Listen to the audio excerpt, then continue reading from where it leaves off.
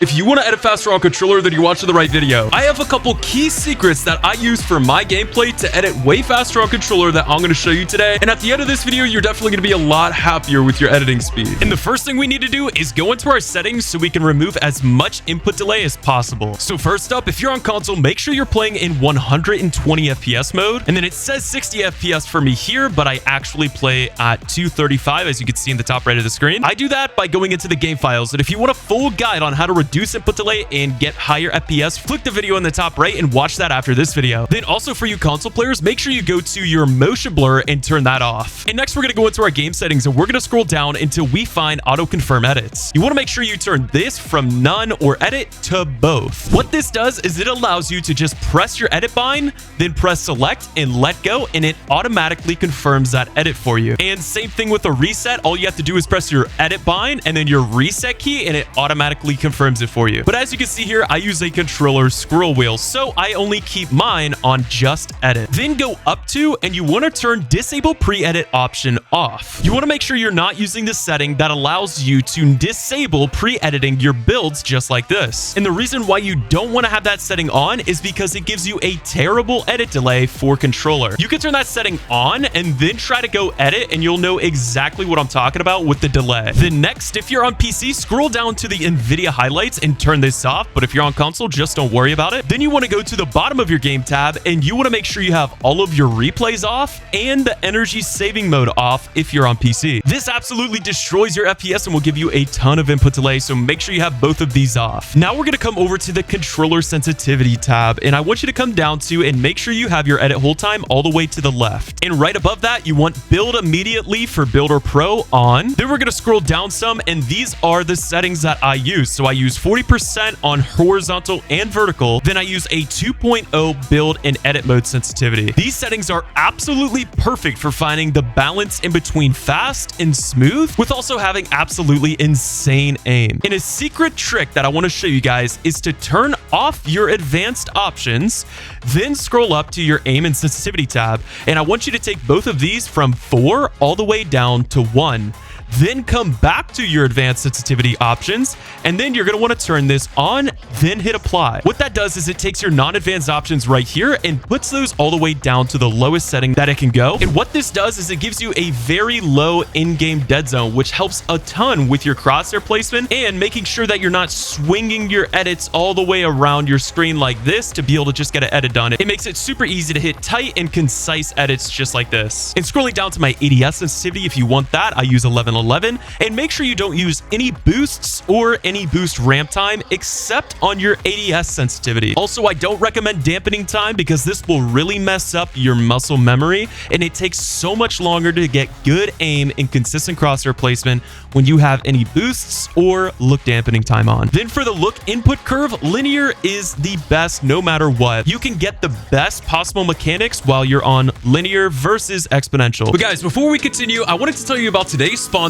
War Thunder. War Thunder is an online military vehicle combat game, which is totally free to play on PC, Xbox, and PlayStation. You can take command of over 2,500 tanks, planes, helicopters, and ships of 10 major nations, ranging from biplanes and armored cars from the 1920s to the fighter jets and main battle tanks that are used today. And the immersion of War Thunder is absolutely incredible. And this is because of the incredibly detailed vehicles, the super realistic graphics, and all of the truly authentic sound effects that place you right in the helm of all of the most powerful war machines of today. And one of my personal favorite things about War Thunder is all of the incredible customization features that you can add to any vehicle. You can add hundreds of different camouflages, place different types of historical markings on your machines, as well as things like 3D decorators like bushes or equipment. And me, as kind of a history buff, I think it's super cool being able to play with tons of different types of vehicles that go back even before World War II. It's crazy to see the differences of Soviet era machines compared to what we have nowadays hand in hand. It's actually incredible. So if you're on Xbox, PC, or PlayStation, you can go down in the description and get War Thunder for completely free today. And for brand new players and even players that haven't played in 6 months, you get a huge bonus pack for using my link in the description. This pack includes multiple premium vehicles, a premium account, exclusive 3D decorators for your vehicles, and much more. But it's only available for a limited time. So make sure you don't miss out and go check out War Thunder for free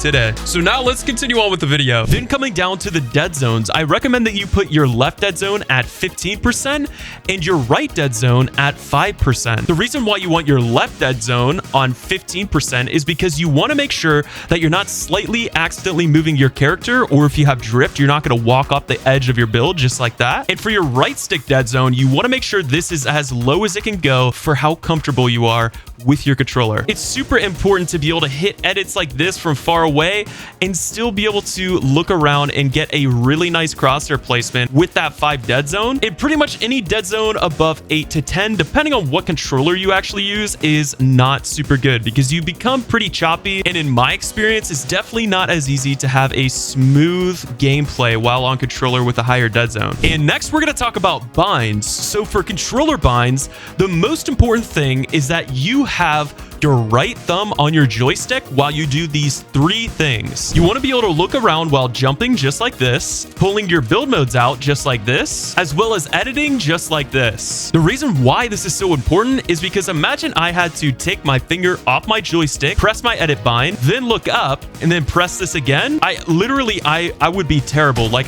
I wouldn't even be able to, oh my, like, dude, this would, oh, can't use that bot. Oh, okay, wait, guys, do you get the point? Like, it's really bad. That's compared to me being able to pull my builds out and press my editing bind while looking around wherever I want to. And it does depend what controller you use. For example, I have 4 paddles and I have a controller scroll wheel. But if you only have 2 paddles, or if you play claw, or if you don't play claw at all and don't have any paddles, you need to have really specific binds. And I made a full guide to controller binds for which controller grip and controller playstyle you have. And I'll link it right up here if you're still struggling to find perfect binds. But now we're going to get into some of the harder and more advanced tips. One thing people ask me all the time is why I edit with my pickaxe out on controller. And the main reason why is to build up my editing speed while putting my builds away in between each edit. The reason why this is so important is because, for example, if I was going to do a triple edit down and then edit into an opponent's box just like this, then pull my shotgun out to take a shot, I sometimes could be stuck within this edit and then putting my builds away to take my shotgun out, and I could take damage from my opponent versus me already being able to deal damage if my shotgun was out. For example, let's do this again, but with my shotgun out the whole time. You see the difference? I can always have my shotgun out whenever I'm ready to edit. Another example is if there was somebody behind this triple edit, I would have to put my builds away before I can get a shot off, compared to if my shotgun's already out, I can just instantly shoot him. Now, learning this skill is very tedious and it can be pretty hard at sometimes, but if you stick to it and you have good optimal binds, you definitely can master it just like I have. Now, the next tip is unfortunately something that nobody ever likes to hear, and it's to slow down. Consistency is much more important than going fast. And the best way to practice this is a slow-mo map. And if you'd like, you can use mine here. You don't have to use my map, but my map here, it has a bunch of different speeds for practicing your crosshair placement. And what this does is it allows you to learn what's possible on your sensitivity. So for example, 6 folds are 100% possible for me to do on my sensitivity. The slow mode in this map won't let you move any faster than your sensitivity would allow you to whenever you're in regular speed. So it's really important to be able to learn what's actually possible on your sensitivity. And there's just no better way to do that than with a slow mode map. I recommend you practice this at least a couple times a week because it is seriously underrated and the people that actually practice get a lot better. And that leads me right into crosshair placements. So once you've practiced a little bit with slow mode, I want you to go back to normal speed and then practice these drills. The first drill should be you doing double edits every 2 stairs, just like this. You want to make sure you can do all of these drills without losing your momentum either. Then instead of every 2 stairs, try to do it every single stair. Then once you get that down, you can move into triple edits like this. And to get really advanced, you can start practicing your quad edits just like this. And another drill to learn is the cone and wall drill. This is super important for controller players. And you just want to make sure you can get it down just by doing this and putting walls going diagonally. Whenever you're going full speed, it should look something like this. And the next drill that's super important to learn is a triple edit down with a wall. So you can start to learn this